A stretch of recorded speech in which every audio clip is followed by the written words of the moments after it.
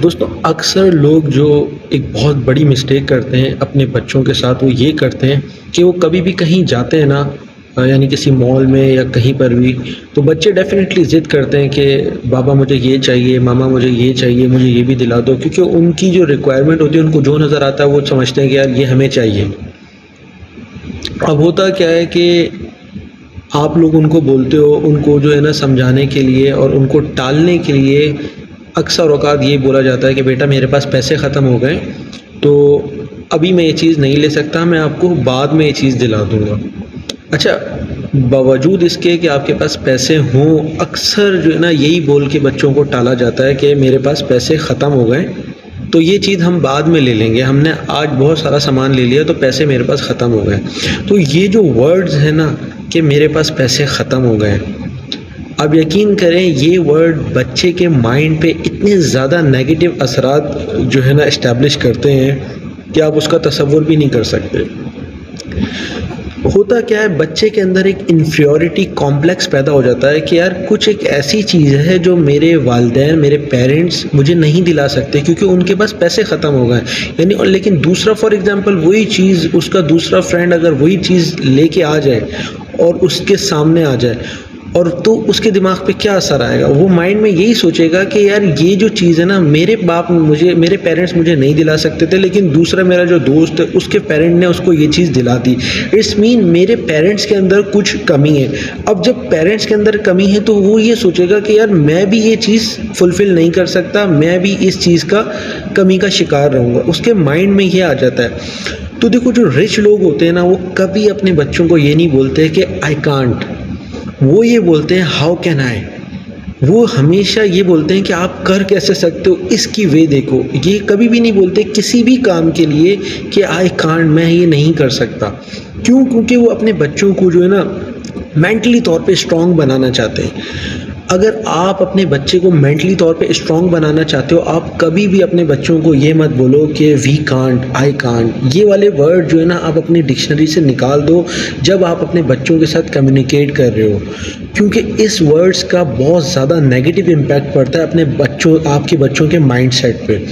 तो मेरी हमेशा जो है ना कोशिश यही होती है, मैं अपने बच्चे को, देखो डेफिनेटली बच्चे तो ज़िद करेंगे, बोलेंगे बाबा मुझे ये चीज़ दिला दो। मैं अपने बच्चों को कभी भी ये नहीं बोलता कि यार मेरे पास पैसे ख़त्म हो गए या आई कांट, हम अभी ये बात नहीं कर सकते, आप दूसरे ले लो। मैं उन्हें कोई दूसरा जो है ना एक्सक्यूज़ दे देता हूँ, वॉट एवर, कुछ भी। देखो कि आज आपको इस चीज़ की ज़रूरत, अच्छा आप क्यों बाय करना चाहते हो, मैं उससे रीज़न पूछता हूँ, अच्छा आपको ये क्यों चाहिए। फिर वो सोचता है मेरा बेटा कि मुझे बाबा इसलिए चाहिए। उसको कभी कभी वो मुझे जवाब नहीं दे पाता। क्यों जवाब नहीं दे पाता? क्योंकि उसको वो चीज़ चाहिए ही नहीं होती। तो मैं बोलता हूँ आपके पास रीज़न ही नहीं है कोई बाय करने का, so why I can't buy for this one. तो इस तरह के कोई भी जो है आप उनसे क्वेश्चन पूछो कि भाई आपको कोई चाहिए क्यों, रीज़न दो ना मुझे।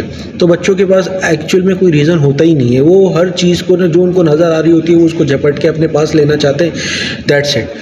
तो आप कभी भी अपने बच्चों के साथ ये वाले वर्ड्स यूज़ मत करो, क्योंकि ये वर्ड बहुत ज़्यादा नेगेटिव इम्पैक्ट लेके आते हैं आपके बच्चों के माइंडसेट पे। अगर आप अपने बच्चे को मेंटली तौर पे स्ट्रॉन्ग और रिच माइंडसेट वाला बंदा बनाना चाहते हो, देखो जब आप अपने बच्चों को ये बोलते हो ना कि I can't do this, you can do this, so ये वर्ड जो है ना उनके अंदर बहुत ज़्यादा कॉन्फिडेंट बिल्ड करते हैं। उन्हें ये लगता है कि यार हम कुछ भी कर सकते हैं, क्योंकि उन्हें जब ये लगता है ना कि जब हम कुछ भी कर सकते हैं तो वो कुछ भी कर जाते हैं।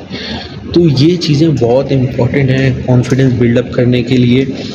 अपने बच्चों को कभी हमेशा जो दूसरे नेगेटिव वर्ड्स भी हैं ना, वो आप ट्राई करो कि वो आप उस तरह के वर्ड्स अपने बच्चों के सामने ना बोलो, क्योंकि जब बच्चा ग्रो कर रहा होता है ना, बच्चे की पर्सनैलिटी, इंसान की पर्सनैलिटी, साइंस कहती है कि 6 ईयर्स में इंसान की पर्सनैलिटी बिल्ड हो जाती है। इंसान वैसा ही रिएक्ट करता है जैसी उसकी सराउंडिंग या उसकी पर्सनैलिटी 6 साल की उम्र तक बनती है।